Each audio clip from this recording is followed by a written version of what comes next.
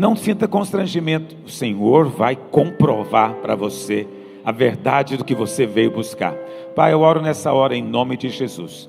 Ó Deus, que a Tua palavra, que é verdade, diz que as comportas do céu estão abertas, e eles vão receber uma inundação de bênção do céu, de tal maneira que eles próprios, ó Deus, vão transbordar do Teu Espírito, do Teu poder, de tamanha gratidão que virá sobre eles. Ó Deus, os vizinhos vão chamá-los de bem-aventurados, os concorrentes, os colegas vão chamá-los de abençoados, porque hoje o Teu favor é derramado sobre cada um. É a nossa oração em nome de Jesus. Diga amém. Aleluia. Pode se assentar, o Senhor é contigo. Vai nessa fé. Não se esquece de mandar para mim um testemunho. Muito importante eu ler o seu testemunho. Aleluia. Hoje é o 14º dia do nosso jejum.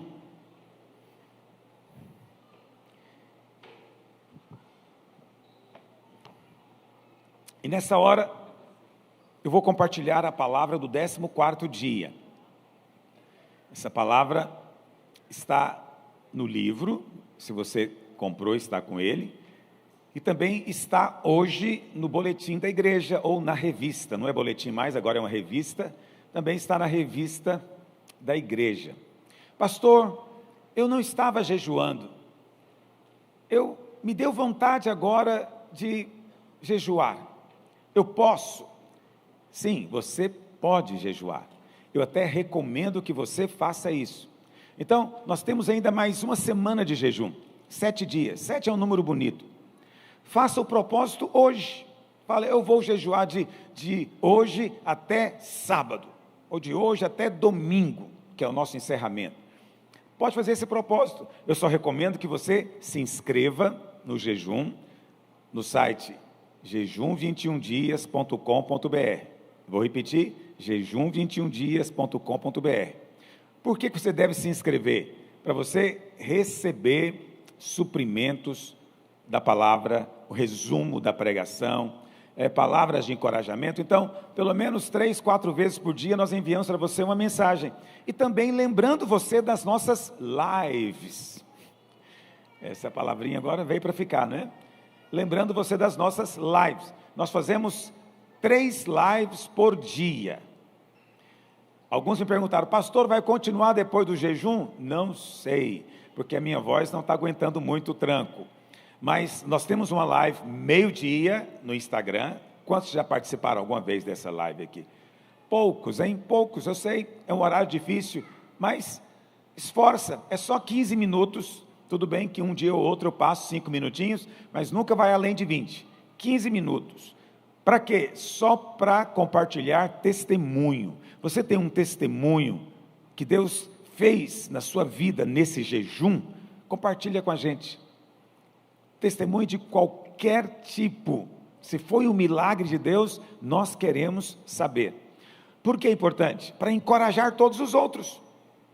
Quando você ouve o testemunho de alguém, você não só se alegra, quanto você ganha fé para receber o seu próprio milagre. Então é muito importante compartilharmos uns com os outros. E eu digo isso porque ninguém está recebendo por causa de um homem, de um pastor, de alguém abençoado. Não, você está recebendo do Senhor. Alguns estão recebendo lá na sua casa, e às vezes só você é crente na sua casa. E o Senhor está fazendo um milagre na sua vida, porque você é filho, você não está sozinho e nunca mais estará, porque o seu espírito foi unido com Ele eternamente.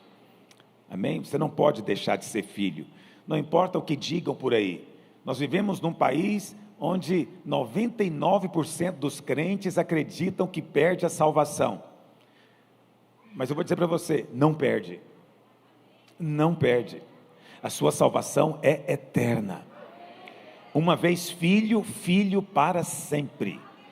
Você pode ser um filho difícil, você pode ser um filho que se lambuza na lama, você pode ser um filho rebelde, mas você nunca deixa de ser filho. Quantos tem filho aqui? O seu filho pode deixar de ser seu filho?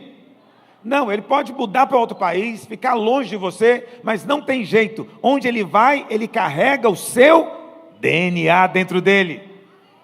Tem uma parte de você dentro do seu filho. Pelo menos a metade. Não tem jeito de mudar isso. Eu pergunto para você, você acha que ser filho de Deus é só uma ilustração? Sim ou não?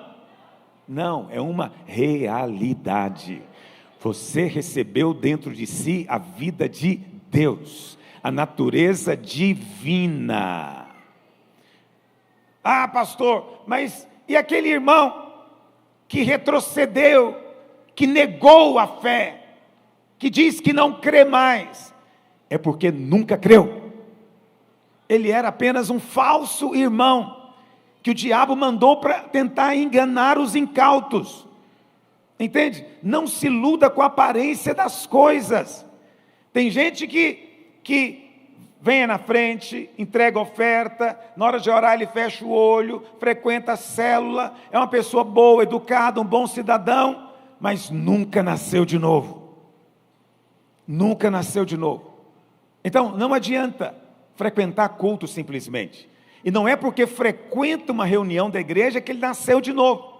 Pastor, como é que eu sei se alguém nasceu de novo? É que dentro de você tem um desejo profundo de agradar o seu Pai.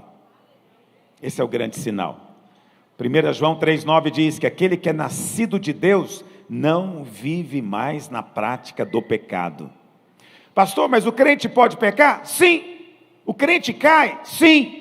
A Bíblia fala que o justo pode cair 7 vezes, mas 7 vezes ele se levanta. Por que se levanta? Porque nasceu de novo. Está me ouvindo? Então, se alguém tem dito para você, na sua mente, o diabo tem falado que você pode perder, quem vive com esse ensinamento é um crente medroso e assustado. Ele é o tempo inteiro inseguro, ele não sabe como é que ele está com Deus. Ele está o tempo inteiro tentando conquistar o amor de Deus. Quem está tentando conquistar o amor de Deus está vivendo na lei do Velho Testamento, decaiu da graça. Você só vive na graça quando você anda com plena convicção: eu sou amado de Deus. Pastor, mas eu acabei de pecar. O seu pecado não altera o amor de Deus por você. Mas Deus pode disciplinar? Pode. Você é pai, você é mãe, você disciplina o seu filho? Sim ou não? Mas eu pergunto para você, pai e mãe normal, faz o que esse vereador fez com o menino? Os irmãos estão acompanhando o noticiário? Todo mundo conectado aí? Se você não está perdendo nada. É traumatizante. Eu e minha mulher nos recusamos a conversar sobre isso, tão angustiado que nós ficamos. Como é possível uma pessoa que é um vereador, que tem instrução, com a mulher que é educadora, matar uma criança? Como é possível isso? Mas é isso que os crentes ensinam na igreja, que Deus vai te matar. Me mandaram um vídeo esses dias, de um profeta falando: Deus vai matar muito pastor nesses dias. Eu fiquei pensando, Deus chama a gente, o povo persegue a gente, chama a gente de ladrão, nós somos mal vistos, tudo quanto é banda que a gente vai, o mundo nos odeia, e quando chega diante de Deus, ele fala: eu vou te matar, miserável. Há escape para você? Não há. Quer dizer, olha a imagem que essa pessoa tem de Deus, é a mesma desse criminoso. Ele nem é um criminoso comum, eu nem sei que nome eu dou para um cidadão desse, é hediondo o que ele fez. Até o ímpio acha hediondo, mas tem crente que acha normal levantar e dizer: Deus vai matar. Estou percebendo que Deus está te dando um tempo, mas Ele vai te matar. O tempo inteiro tem mensagem de morte, mas eu chego para você aqui, eu vou te dizer o contrário: Deus é o seu Pai, Ele vai disciplinar você, mas vai fazer com carinho. Eu disciplinei minhas filhas com carinho. Eu sou um péssimo avô, porque eu nem disciplino minhas netas, mas se eu tiver que fazer, vou fazer com carinho. Quantos concordam comigo? Quando você tem essa percepção de Deus, você se relaciona com os outros do mesmo jeito. Olha para cá, A maneira como você se relaciona com os outros mostra o que imagem você tem de Deus. Se o seu Deus é mau, perverso, se o seu Deus está te vigiando o tempo inteiro para ver você tropeçar só para te matar, é assim que você vai agir com filho, com amigo, com colega, com subalterno. Você vai repetir, porque você pensa, Deus é assim, eu tenho que ser assim também. Só que é mentira, Deus não é assim. Você é filho. Por que eu estou falando isso? Só Deus sabe. É minha pregação de hoje? Não, nem comecei ainda. Mas quantos estão comigo? Então, nós estamos envolvidos. Acho que é porque alguém fez uma pergunta para mim ali. Nós estamos envolvidos no jejum 3 vezes ao dia. Meio-dia, 19, 21 horas. Às 21 horas eu estou dando uma de entrevistador. Alguém já me assistiu algum dia? Não foram todos também. Ok, mas tudo bem. Então nós estamos convidando pessoas de fora para conversar. Por que estou fazendo isso? Por causa de você. Só por causa de você. Não por causa de mim.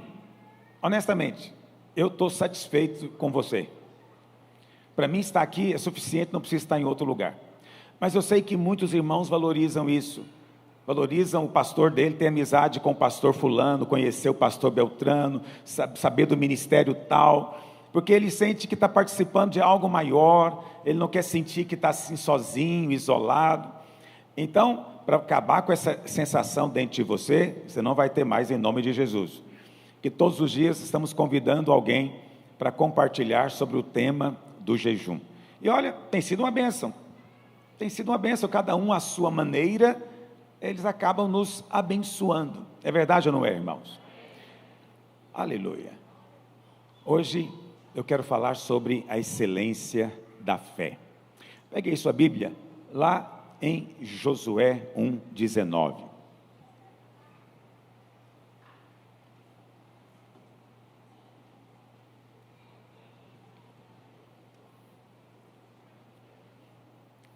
Deixa eu dizer algo para você com muito amor e carinho ainda. Se você crê que a sua salvação depende de você, você vai para o inferno. É uma má notícia. Se você crê que a sua salvação depende de você ser melhor, mais perseverante, eu quero te dizer, você não vai escapar. Você vai para o inferno.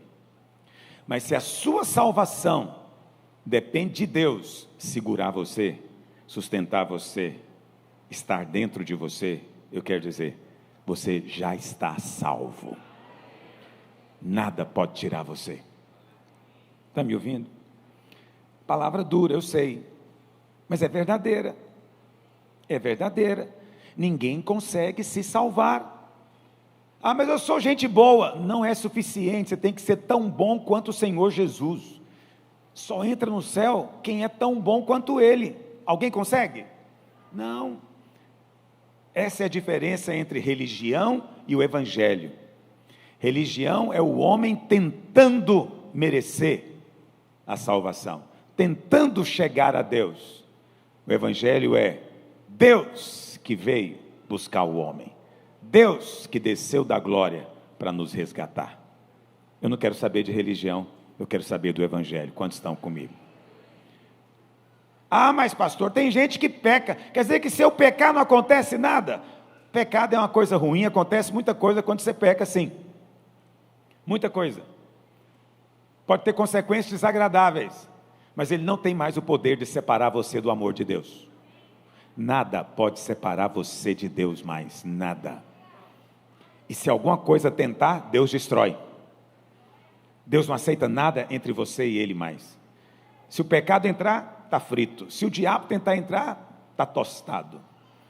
Nada pode separar você do amor de Deus. Ah, mas eu mesmo posso querer sair. Porque então você não era, porque quem é daqui permanece até o fim.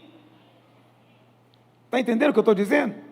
Quem é filho, ele não se esforça para ser, ele é. João diz, não ficaram entre nós porque não eram dos nossos. Mas tudo bem, O seu pastor disse que você pode perder a salvação. Então eu vou te pedir uma coisa. Pergunta para ele: qual pecado e quantas vezes você teria que cometê-lo para perder? Você vai ver que ninguém sabe responder.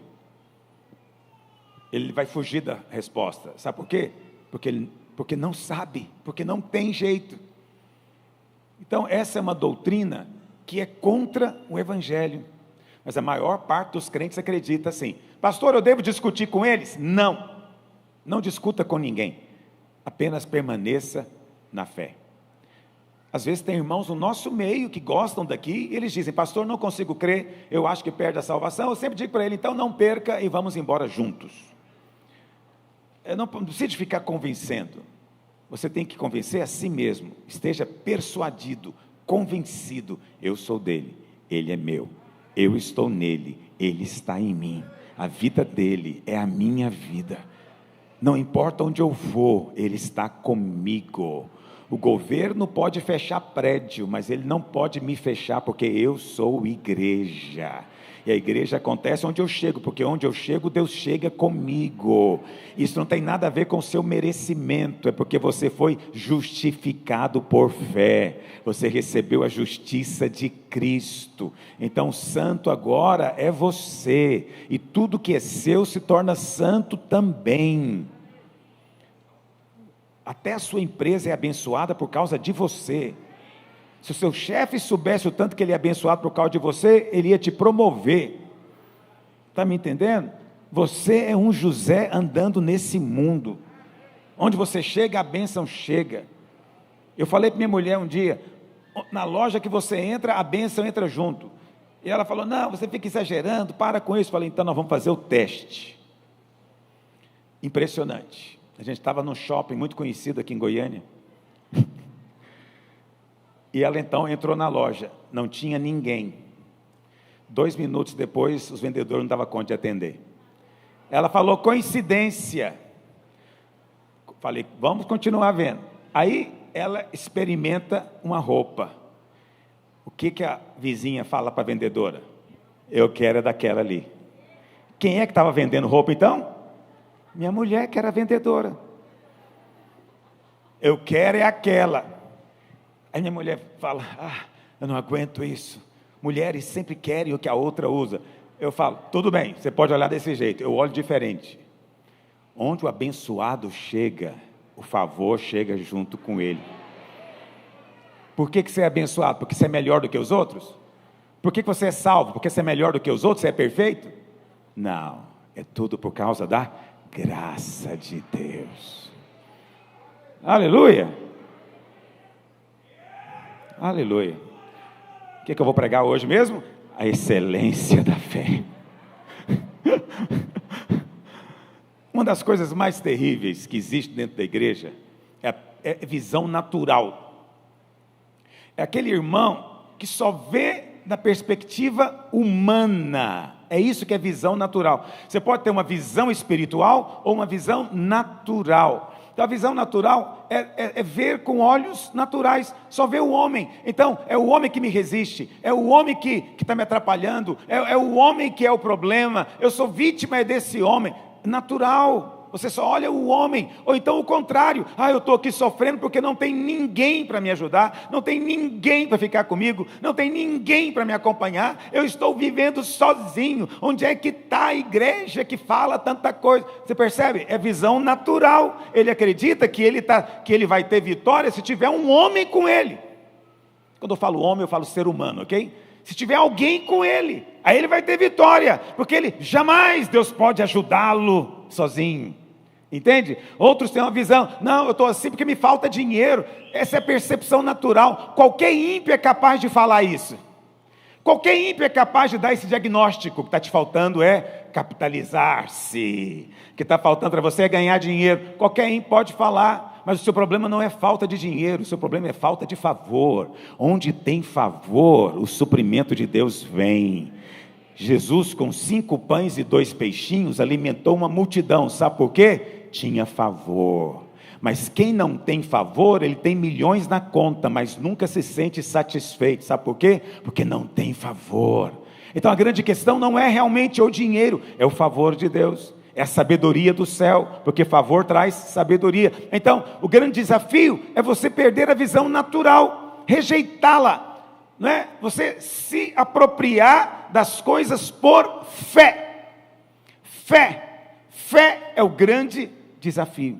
Mas nós somos tentados muitas vezes a isso. E o exemplo que nós vamos começar citando, está lá no livro de Juízes, capítulo 1, verso 19, diz assim: esteve o Senhor com Judá, e este despovoou as montanhas. A expressão aqui, no original, é parecida com essa, mas é um pouquinho diferente. É assim: o Senhor era com Judá.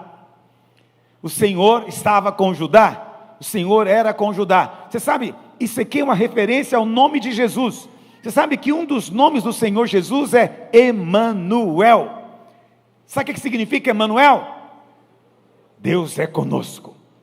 Emanuel, Deus é conosco. Onde é que Emanuel habita agora? Em você. Então, Deus é com você. Você tem que levantar todos os dias e declarar: Deus é comigo. Deus não é minha oposição. Deus não é o meu inimigo. Não, Deus está a meu favor. Deus é o meu ajudador, o meu consolador. Deus é a minha força. Mas alguns se levantam pensando que é Deus que tem que lutar contra Deus, porque é Deus que traz pandemia, é Deus que traz a praga, é Deus que está fundindo o motor do meu carro, é Deus que está dando um câncer para o meu filho, tudo é Deus que está fazendo. Então Deus está do outro lado, Ele está do lado de cá e está lutando contra Deus. Mas isso é o oposto do Evangelho. O oposto do Evangelho é quando você crê, Emanuel passa a estar com você. E quando Deus é com você, você experimenta o quê? Vitória. Mas pastor, eu não tenho ainda experimentado às vezes vitória, porque você esquece que Deus é com você. É esse o problema. É porque você para de exercitar fé e passa a esperar no homem, ou então olhar as dificuldades e achar que elas são maiores do que Deus. Olha o que Judá fez. Então o Senhor estava com Judá e despovoou as montanhas, porém Judá não expulsou os moradores do vale. Por quê? Porque tinha carros de ferro. Agora vê lá se Deus tem problema com carro de ferro. Vê lá se Deus pode ser limitado por carro de ferro. Para Deus, carro de ferro não passa de papel, Ele rasga como papel, porque o Deus Altíssimo, o Senhor dos céus e da terra, que criou todas as coisas, que sustenta a terra, planetas e galáxias com a sua mão, o que é isso para Ele? Não é nada. Então eles vinham vindo muito bem, mas aí apareceu um problema no caminho: carros de ferro, vírus de ferro, pandemias de ferro. Não vai dar para ir mais, daqui não dá para a gente avançar, não dá para ir além disso aqui. Limitou Deus. Esse é o problema.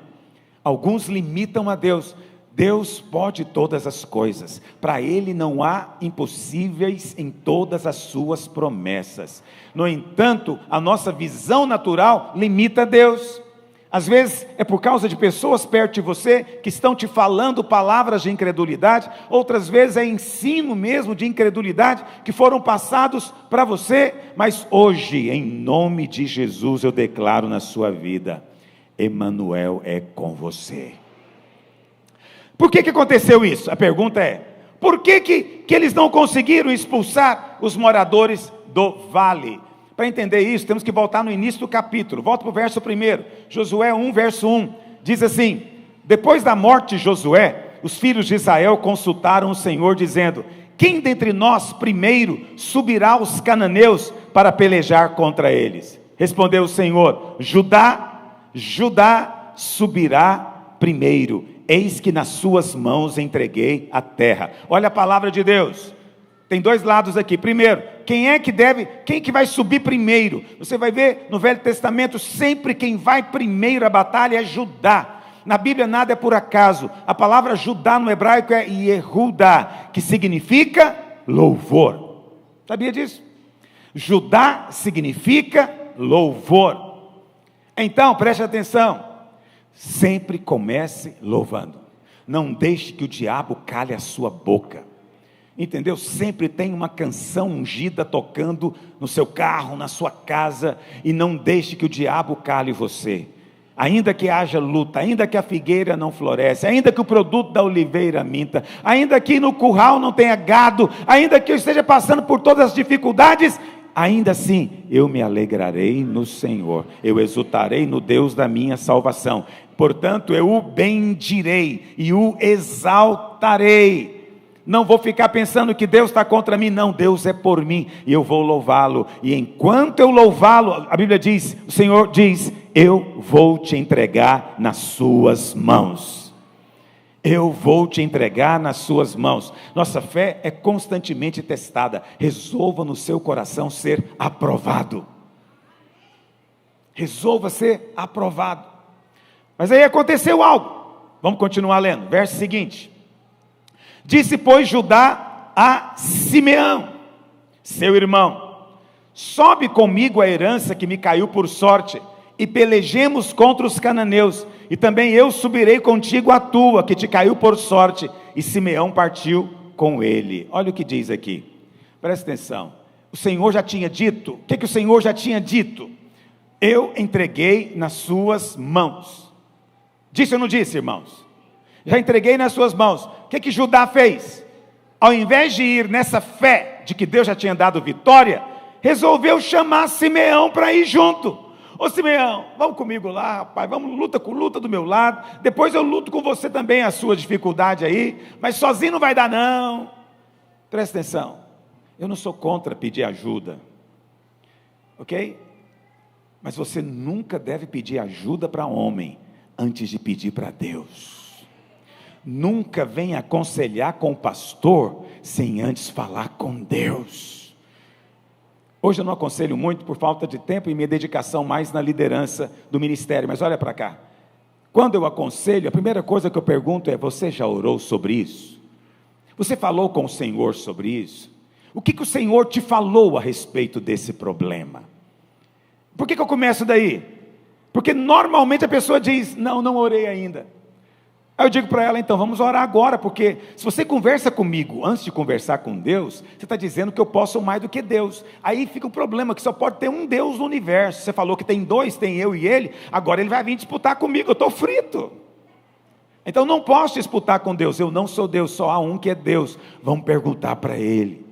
Pastor, mas você tem muita sabedoria. Tem não, minha sabedoria tem um nome, é Ele. Está me entendendo? Não confie no homem. Pastor, você está querendo dizer que é errado aconselhar contigo? Não, é certo, mas primeiro ore, primeiro busca o Senhor, primeiro jejue a respeito do seu problema.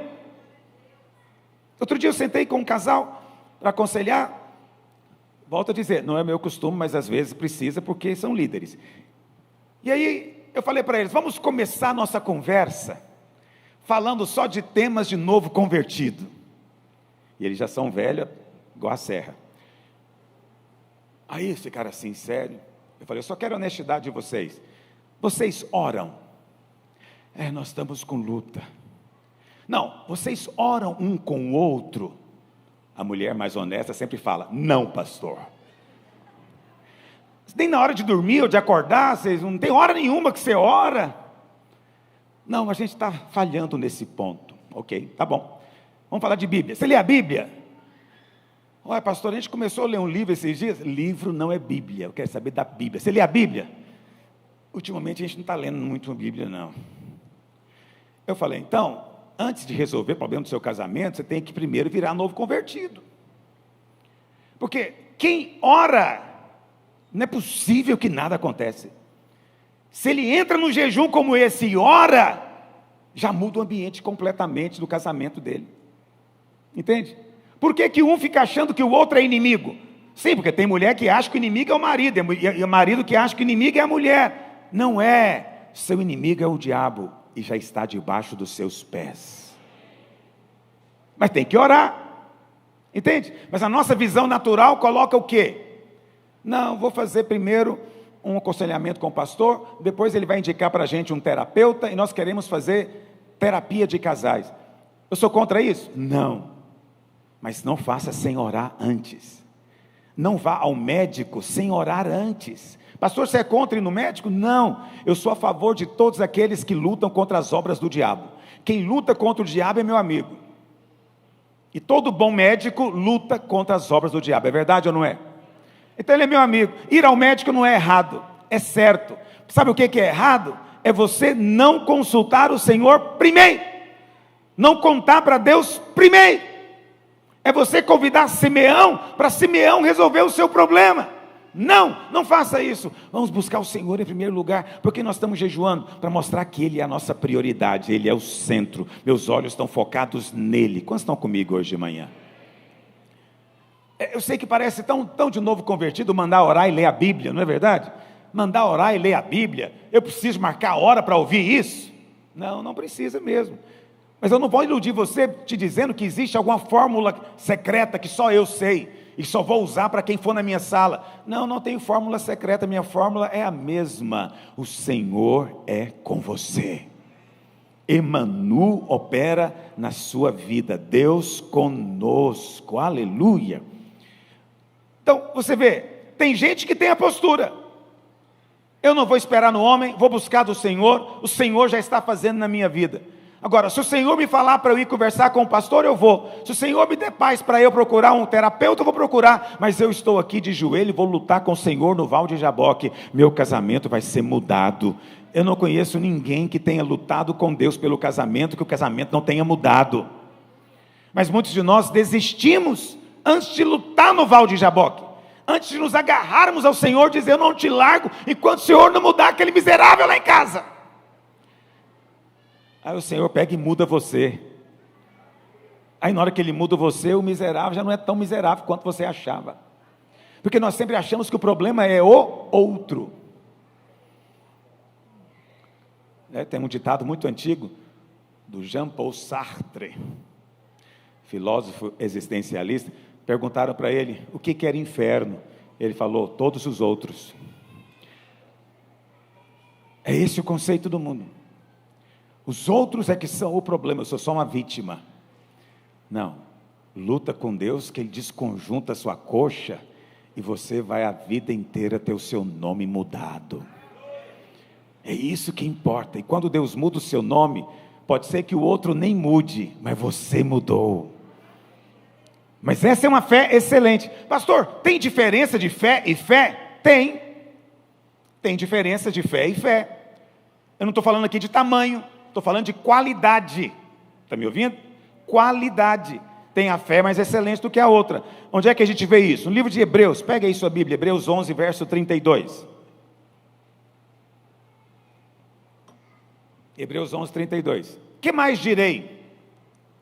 Certamente me faltará tempo necessário para referir o que há a respeito de Gideão e de Baraque, de Sansão, de Jefté, de Davi, de Samuel e dos profetas, os quais, por meio da fé, diga, pela fé, o que eles fizeram? Subjugaram reinos. O reino das trevas está debaixo dos seus pés. De que maneira? Pela fé. Pastor, não estou sentindo. É pela fé. Vários irmãos me mandaram perguntas, porque agora eu estou respondendo pergunta também no Instagram. Teve um dia que eu recebi isso que me disse o pastor Rafael, porque eu não consegui contar. Não foi, pastor Rafael? Recebi 1.200 perguntas.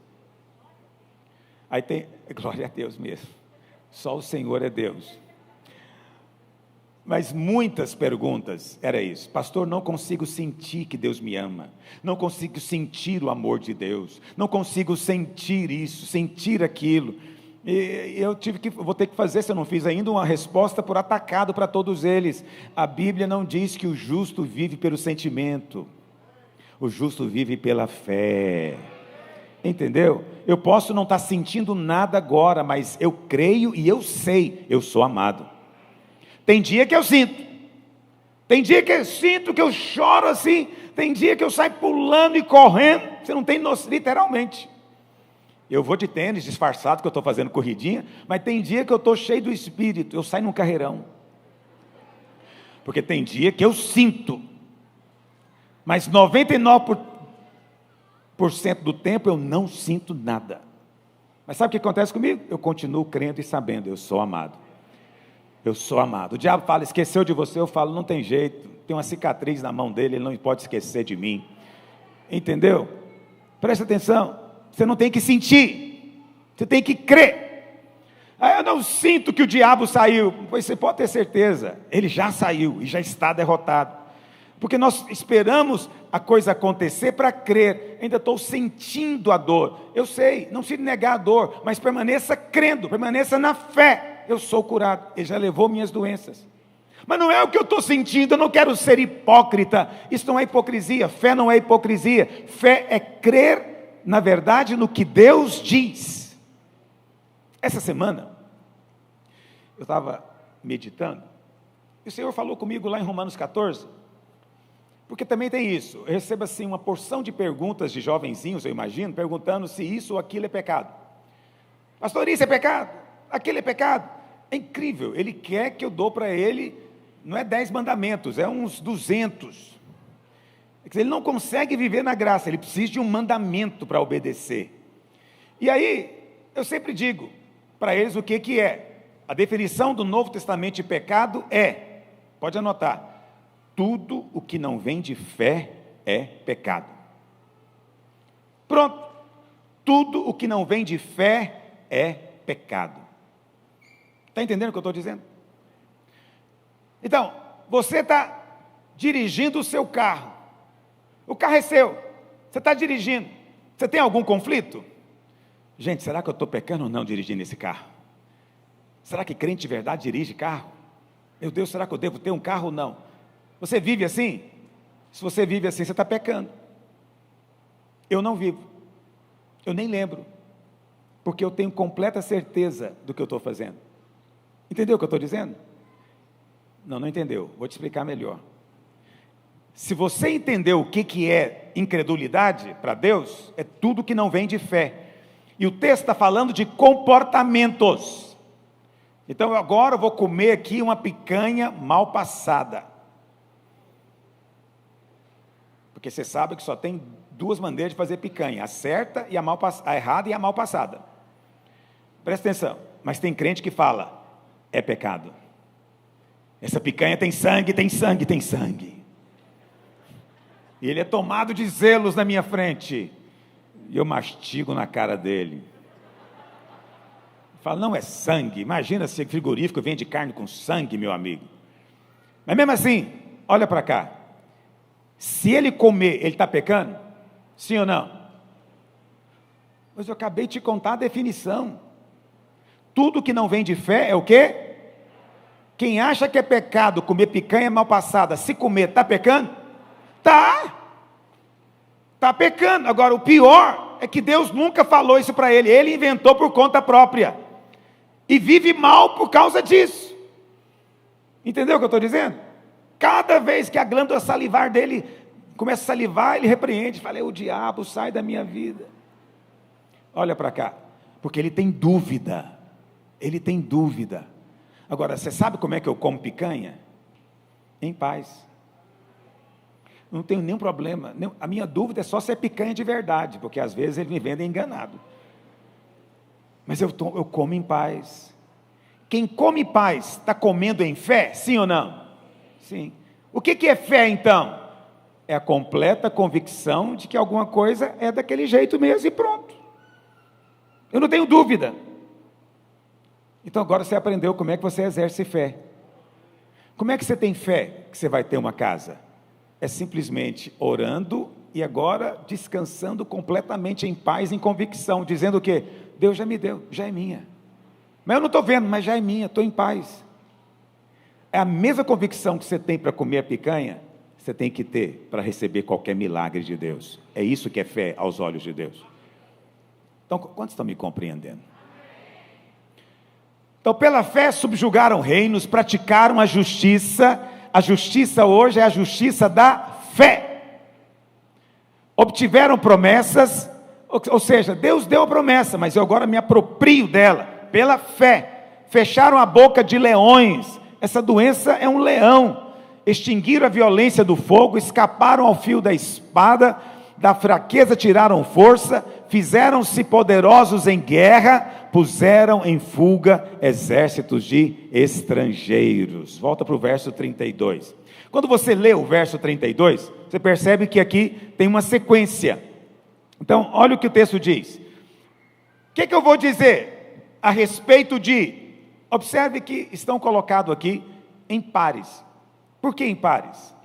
Porque eles não estão seguindo uma ordem cronológica. Entendeu? Se o livro de Hebreus, se o capítulo 11, tivesse sido escrito para contar uma história, aí tinha que estar na ordem cronológica, mas não está. Como é que está a ordem? Ele diz, Gideão antes de Baraque, mas Baraque foi o primeiro. Baraque veio muito antes de Gideão, mas aqui na lista Gideão é antes de Baraque. Depois tem Sansão e Jefté. Sansão foi o último juiz mencionado no livro de Juízes. Nós sabemos que o último juiz foi Samuel, mas no livro de Juízes Sansão é o último. No entanto, Sansão aparece antes de Jefté. Depois tem Davi e Samuel, mas nós sabemos que Samuel veio antes. Samuel até ungiu a Davi rei. No entanto, aqui Davi aparece antes. O que isso significa? Significa que na ótica de Deus as coisas são colocadas na ordem de prioridade. O que Deus está olhando aqui é que existem uns que têm a fé mais excelente do que outros. Olha para cá, todos têm fé, senão não estariam aqui no hall da fama da fé. Todos são homens de Deus, têm fé, mas tem um tipo de fé que tem mais favor diante de Deus. Tem um tipo de fé que agrada mais o Senhor. Quantos querem conhecer esse tipo de fé hoje? É essa fé que você tem que ministrar nesse tempo de jejum. Vamos ver o primeiro exemplo, que é o exemplo de Gideão e Baraque. Quem foi Baraque? Pega aí sua Bíblia, lá em Juízes capítulo 4, verso 3.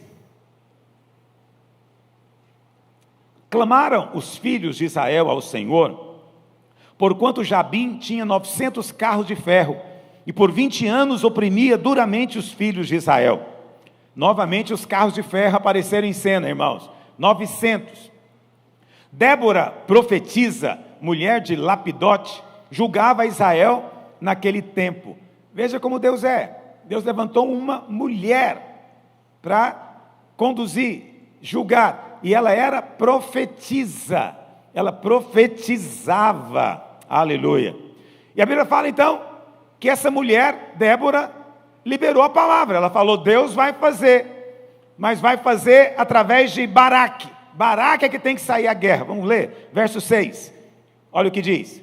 Porventura o Senhor Deus de Israel não te deu ordem dizendo, vai, leva gente ao monte Tabor, toma contigo 10.000 homens dos filhos de Naftali e dos filhos de Zebulon, e farei ir a ti para o ribeiro Quizon, a Sísera, comandante do exército de Jabim, com seus carros e as suas tropas, e o darei nas tuas mãos. O Senhor então falou através de Débora. Débora era profetisa, falou para Baraque, olha, junta 10.000 homens, vai para a beira do ribeiro Quizon, e lá eu vou te entregar o comandante Sísera, do exército inimigo, na sua mão. Deus decretou, Deus já falou, eu fiz. Porque quando Deus fala, já está consumado, está feito. Os planos de Deus não podem ser frustrados. De fato, o nosso Deus é soberano. Está entendendo? Então, Baraque tinha que falar mais alguma coisa? Não, Deus já falou. A instrução foi clara. Pega 10.000 soldados que eu vou te entregar o exército inimigo na sua mão. Deus já falou. No entanto, Baraque teve outra resposta. O que ele falou? Olha o verso 9. Verso 8, perdão. Olha o verso 8. Então lhe disse Baraque, se fores comigo, irei. Se não fores comigo, não irei. Pastor Luiz, é o seguinte, você está me enviando, mas eu quero saber, você vai comigo? Se você for comigo, eu vou. Se você não for comigo, eu não irei. Então, por que às vezes a obra de Deus não prevalece mais? Por causa da qualidade da fé. As pessoas vão, mas tem que ter um braço de alguém junto. Tem que ter outro ajudando. Deus já falou, ô Baraque, eu vou te dar. Mas ele falou, só vou se Débora for comigo. E ela é mulher ainda, ela nem vai lutar na guerra. Só vou se Débora for comigo. Se ela não for, eu não vou. Ele falou para Deus, eu não vou. De certa maneira ele está dizendo, sozinho eu tenho certeza que essa promessa não se cumpre na minha vida. Ela só vai se cumprir se tiver esse profeta aqui comigo, esse ungido perto de mim. Sozinho eu não vou. Então, tem tantos irmãos que estão sempre lamentando, eu estou sozinho, não tem ninguém aqui, não tem ninguém para orar comigo, não tem ninguém para fazer comigo, não tem ninguém. Presta atenção, nós cremos na comunhão. É claro que nós cremos que nada vai ser feito sozinho, mas você não põe a sua esperança em homem. Não é o homem que muda a sua vida, homem nenhum tem esse poder, não é o homem que te salva, homem nenhum vai te dar vitória, a vitória vem do Senhor. Então é preciso ter essa fé. Está me entendendo? Não é que você vai viver sozinho, independente do corpo. Não, se o pastor Naor comigo, está comigo, aleluia. Se ele não pode estar comigo por alguma razão, aleluia, olha eu indo também. Eu tenho uma equipe de pastores maravilhosa, se eles estão comigo, aleluia. Mas se por alguma razão não estão também, olha eu indo do mesmo jeito. Porque não é o homem que me dá a vitória quem me dá é o Senhor. Ah, pastor, como é que você faz? Tantas pessoas te deixaram. Sim, muitos me deixaram, mas ainda que meu pai e minha mãe me abandonassem, o Senhor não me deixará. Entendeu? Ah, tem tanto pastor que foi desleal, te largou, parece que você nem liga, você é desamoroso. Me mandaram essa pergunta. Não, eu sou amoroso, só que eu amo mais o meu Deus do que o desleal.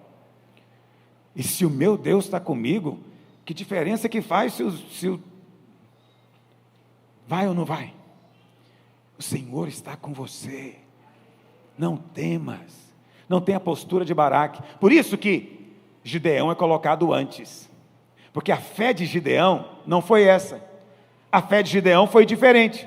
Se você for olhar, não vou ler com você, mas lá no capítulo 6, conta a história de Gideão. E Gideão, em nenhum momento, ele imaginou que a vitória viria pelo braço do homem. Em todo o tempo ele está querendo apenas saber, o Senhor está comigo? Por isso que ele faz o teste. Vamos ler o teste que ele fez? Verso 37, Juízes 6, 37. Presta atenção. Ele fez teste para saber se era vontade de Deus. Então, ele queria apenas ter certeza de que Deus realmente tinha falado com ele aquilo. Por isso que ele fez o teste. Mas ele não tinha dúvida de que o Senhor era poderoso para fazer. Em nenhum momento ele descansou em outra pessoa, descansou no Senhor. A Bíblia fala assim, olha o teste dele: eis que porei uma porção de lã na eira, se o orvalho estiver somente nela e seca a terra ao redor, então conhecerei que hás de livrar Israel por meu intermédio, como disseste. Avança. E assim sucedeu, porque ao outro dia se levantou de madrugada e, apertando a lã do orvalho, dela espremeu uma taça cheia de água. Mas aí ele não ficou contente, aí ele continuou, disse mais Gideão: não se acenda contra mim a tua ira, se ainda falar só esta vez, rogo-te que mais esta vez faça eu prova com a lã, que só a lã esteja seca, e na terra ao redor haja orvalho. E Deus assim o fez naquela noite, pois só a lã estava seca e sobre a terra ao redor havia orvalho. Sabe qual a revelação que está aqui nesse texto? Na Bíblia nada é por acaso, tudo aponta para Cristo. Quando você lê a Bíblia, você tem que enxergar Cristo. A lã vem de qual animal? Vem da ovelha, vem do cordeiro, vem do carneiro. Quem é o carneiro de Deus que tira o pecado do mundo? Essa lã aponta para quem então? De certa maneira, Gideão está aqui contando a história da redenção. Primeiro ele diz: Senhor, que essa noite a terra toda esteja seca, mas a lã esteja encharcada do orvalho. Na Bíblia, orvalho simboliza graça. Anota isso. Assim como o azeite simboliza o Espírito, o orvalho simboliza graça. O Senhor Jesus era cheio, encharcado da graça de Deus. Mas a terra não tinha ninguém. Era um mundo seco. Mas aí ele fala: Senhor, não estou contente. Eu quero agora que nesse dia a lã esteja seca e a terra encharcada. E o Senhor fez. O que aconteceu? Na cruz do Calvário, Ele esvaziou de si mesmo, tomou a nossa morte. Então Ele se tornou uma lã seca. Agora a terra que antes era seca está encharcada do orvalho do céu. Aleluia. Não é maravilhoso isso? Então não é um mero teste. Isso aqui é a história do Evangelho. Sabe por que como Gideão você pode ter vitória? Porque você sabe que a lã já desceu do céu. Antes só ela tinha orvalho, mas ela se esvaziou e nos encharcou agora com o orvalho do céu. Como nós estamos encharcados com o orvalho do céu, então o Senhor já nos deu vitória. Vamos sair à peleja porque Ele já nos deu vitória. Você crê que já tem a vitória? Por que você tem a vitória? Porque o orvalho, o favor, já foi espremido sobre você. Aleluia. Bom, qual que é o outro par que está lá em Hebreus 11, 32? Sansão e Jefté. A Bíblia fala então, em outras palavras, que a fé de Sansão é mais excelente do que a fé de Jefté. Os dois são homens de fé, mas a fé de Sansão agradou mais a Deus, teve mais favor da parte de Deus. Quando isso aconteceu? Você sabe, Sansão morreu cego, sabia disso? É uma coisa muito interessante. Sansão, o último juiz do livro, morreu cego. Zedequias, o último rei de Judá, morreu cego. Laodiceia, a última igreja, a Bíblia diz que ela é cega. Por que esses últimos todos são cegos? Porque tiraram Cristo do centro. Quando você tira Cristo do centro e passa a ficar olhando para outras coisas que não é Cristo, o resultado é cegueira. Só uma revelação para você ser enriquecido hoje. A Bíblia fala que Sansão era nazireu. Diga, nazireu. O que significa nazireu? Significa alguém que desde o ventre foi consagrado a Deus. E tinha 3 coisas que um nazireu não podia fazer. Primeiro, um nazireu não podia beber nada que viesse da uva. Nem suco, nem vinho, nada que viesse da uva.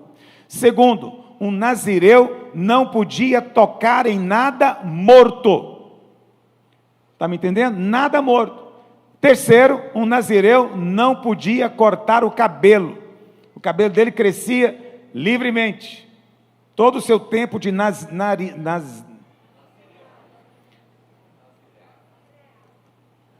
saiu narizeu, né? Mas é nazireu. Ok? 3 coisas: não pode cortar o cabelo, não pode tocar na morte, não pode beber nada que vem da uva. Mas a Bíblia fala que um dia o inimigo se levantou contra Sansão. E Sansão então clama ao Senhor. E o Senhor dá vitória para ele. Vamos ler? Juízes 15, verso 15. A Bíblia fala: Sansão achou uma queixada de jumento ainda fresca. O que é a queixada? Sabe o que é a queixada? Maxilar.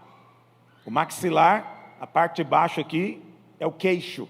Então ele pegou uma queixada de jumento. O jumento tinha sido morto, obviamente, né, para se comer a carne, provavelmente. E eles então limparam e deixou o osso. Ele pegou aquele osso, portanto, fresco. Isso é morte, sim ou não? Ele podia tocar nisso, sim ou não? No entanto, ele tocou. Ele quebrou o nazireado, mas não perdeu a consagração. Olha o texto: achou uma queixada de jumento ainda fresca à mão, tomou-a e feriu com ela quantos homens, irmãos? Para você não ficar achando que foi ele que fez. Isso aqui é coisa de X-Men. Isso só acontece agora em filme de super-herói. Mas a Bíblia tem isso. Um cara sozinho, com uma queixada, obviamente ele encaixou ela na mão, ok? Uma queixada de jumento matou 1000. Então eu suponho que aqui hoje tem 1000 pessoas, que é 1/3 desse prédio. Um pouco menos de 1/3, né? 1000 pessoas. Imagina 1000 vindo contra você, contra mim. Tem alguma chance? Não. Mas pela força que Deus dá, ele matou 1000. Vamos continuar lendo. E disse: com uma queixada de jumento um montão, outro montão com uma queixada de jumento feri 1000 homens. Tendo ele acabado de falar, lançou da sua mão a queixada, chamou-se aquele lugar Ramat-Leí. Sentindo grande sede, clamou ao Senhor e disse, olha o que está dizendo, por intermédio do teu servo, o Senhor deu esta grande salvação. Foi o Senhor que fez, não fui eu que fiz, o Senhor fez. Morrerei eu agora de sede e cairei nas mãos destes incircuncisos? Acho que eu vou ler aqui no meu. Então, o Senhor fendeu a cavidade que estava em Leí, e dela saiu água. Tendo Sansão bebido, recobrou alento e reviveu. Daí chamar-se aquele lugar En-Acoré até o dia de hoje. Não foi só a vitória matando o inimigo, Deus fez brotar água da rocha. A água da rocha sempre é Cristo. Sempre é Cristo. Preste atenção, por que a fé de Sansão aqui é considerada superior à de Jefté? Primeira razão é essa, Sansão sabia que é o Senhor que tinha feito. Segunda razão, recebeu sem merecer. Ele quebrou o seu voto, mas mesmo assim recebeu, porque creu. Quando você entra no território da fé, você está entrando debaixo do favor. Essa é a explicação que eu te dou, porque às vezes tem tantos irmãos legalistas, e você vê que ele recebe de Deus, sabe por quê? Porque são homens de fé. Ainda que tem lei misturada na vida dele, ele tem fé, e todas as vezes que ele entra no território da fé, ele está pisando no espaço da graça, do favor imerecido. Deus dá para quem sabe que não merece. Aqui Sansão não merece, mas ainda assim recebeu do Senhor. Diferentemente de Jefté. Quem era Jefté? Jefté foi um juiz também. Ele era filho de uma prostituta. No primeiro momento, a sua tribo o rejeitou, mas depois, quando veio a opressão do inimigo, foram atrás dele, porque ele era guerreiro, não é? E a Bíblia fala então, vamos ler, Juízes 11, verso 30. A Bíblia fala então, que ele fez um voto ao Senhor. Diz assim, Jefté fez um voto ao Senhor e disse, se com efeito me entregares os filhos de Amon nas minhas mãos, quem primeiro da porta da minha casa me sair ao encontro, voltando eu vitorioso dos filhos de Amon, esse será do Senhor, e eu o oferecerei em holocausto. Presta atenção. Quando você tem um relacionamento distante com Deus, você sempre fica lançando mão de artifícios. O voto é um deles. Quem crê na graça não faz voto, porque quanto menos ele sabe que merece, mais fé ele tem para receber. Mas quem tem um relacionamento distante, que não percebe o coração de Deus, ele sempre quer fazer uma penitência, ele sempre quer fazer uma troca, ele sempre quer fazer um voto. Eu pergunto para você, Deus ouviu a oração de Jefté, sim ou não? Sim, ouviu. Mas a fé dele é considerada menos excelente, porque foi baseada na troca. Vamos ter a fé excelente que o Senhor tem para nós. Está me entendendo? Não queira fazer troca com Deus, porque depois que você faz a troca, muitos irmãos querem que eu desfaça. Eu não tenho esse poder. Vários irmãos já vieram me procurar, pastor, eu fiz um voto de agir assim. O irmão podia orar desfazendo. Só o seu marido, se você for mulher, e se você for homem, ninguém pode fazer. Eu não tenho poder de desfazer o que você conversou com Deus. Quem sou eu? Quem sou eu? Pastor, então eu devo ou não fazer voto? Não faça. Não faça. Normalmente quem faz voto é gente insensata, que normalmente fala coisas insensatas diante de Deus, e fica pensando que Deus não leva a sério. Não trate a relação com Deus de maneira leviana. Deus é sério, leva a sério o que você fala, Ele espera que você leve a sério o que Ele fala também. Então não faça voto, nunca mais vou comer carne, para com isso. Nunca mais vou fazer não sei o que, para com isso. A Bíblia fala que ele fez o voto quando eu voltar da guerra e tiver tido vitória, primeiro que aparecer na porta da cidade, eu vou sacrificar ao Senhor. E quem foi o primeiro que apareceu? A filha dele. E ele não tinha outra, só uma filha. Só uma filha.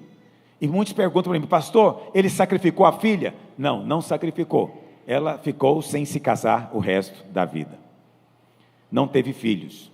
Ou seja, a linhagem dele espiritual cessou. Entendeu? Não houve mais frutificação. Mas a fé foi aceita. Mas eu quero ter filhos espirituais e naturais que vão continuar uma linhagem e um legado espiritual. Quantos estão comigo também? Terceiro exemplo e último, não quero me deter muito, é Davi e Samuel. Quem veio primeiro? Samuel. Mas por que Davi é colocado antes? É muito difícil você perceber falhas na vida de Samuel. É um dos homens mais santos, mais íntegros de toda a Bíblia. Mas teve uma coisa que Samuel fez que não foi legal. Samuel quis colocar os filhos dele como sucessor dele. A Bíblia fala que os filhos de Samuel aceitavam suborno, eram corruptos, entende? Eram pessoas que davam razão para quem tinha dinheiro, quando julgavam uma causa. Então não eram bons juízes, e o povo ficou triste com aquilo. Então Samuel quis forçar que os filhos fizessem só porque era filho. Preste atenção, há certas coisas que não vão passar para os filhos automaticamente. A sua unção não vai passar para ele automaticamente, ele tem uma história com Deus. Tem coisas que passam para filho, outras ele tem que receber individualmente em algum momento, mas a oração do pai tem muito poder. Davi nunca fez isso. A Bíblia fala que Absalão tentou tomar o trono, mas não foi Davi que deu. Davi nunca fez isso. Davi deixou que o Senhor escolhesse, e o Senhor escolheu o filho da adúltera, escolheu o filho de Batseba, porque o Senhor sempre escolhe o caminho da graça. Está me ouvindo? O Senhor ama ser gracioso. Se você hoje, por alguma razão, sente que não merece pedir a bênção, eu quero desafiá-lo hoje a pedir, porque é hoje que você vai ser ouvido. Essa é a fé que Deus honra.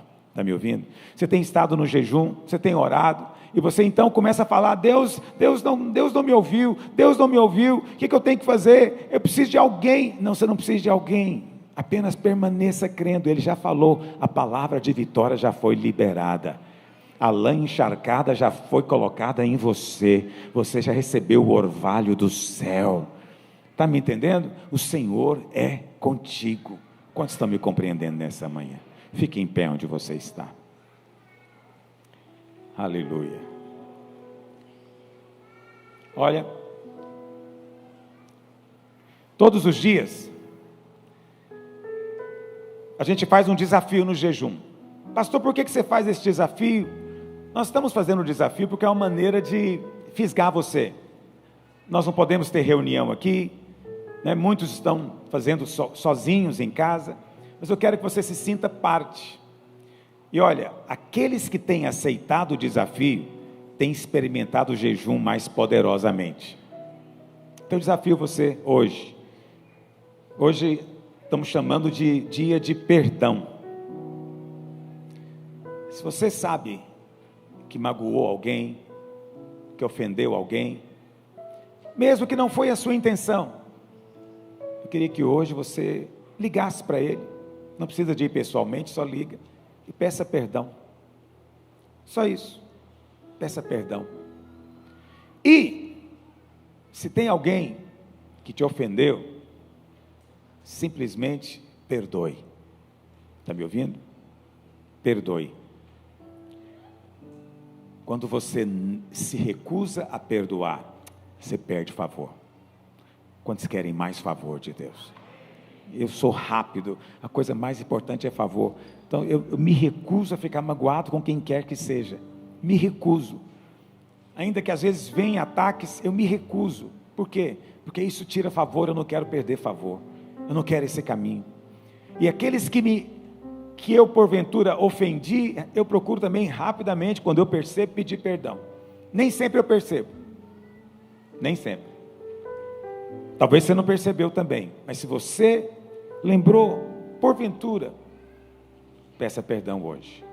Esse é um desafio espiritual, para você permanecer ainda mais no favor.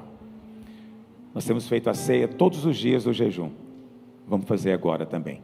Quantos querem participar da mesa do Senhor? Enquanto nós cantamos um cântico, os servos vão distribuir o pão e o cálice. Segure-o consigo. Amém?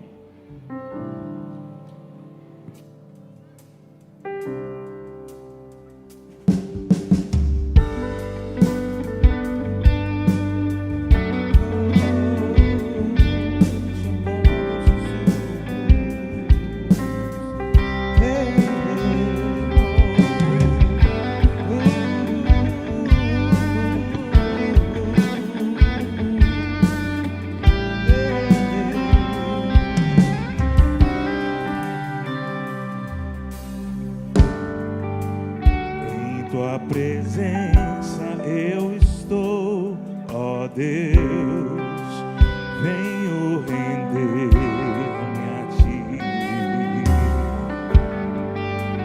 Com o coração cheio de amor, declaro que outro igual a Ti.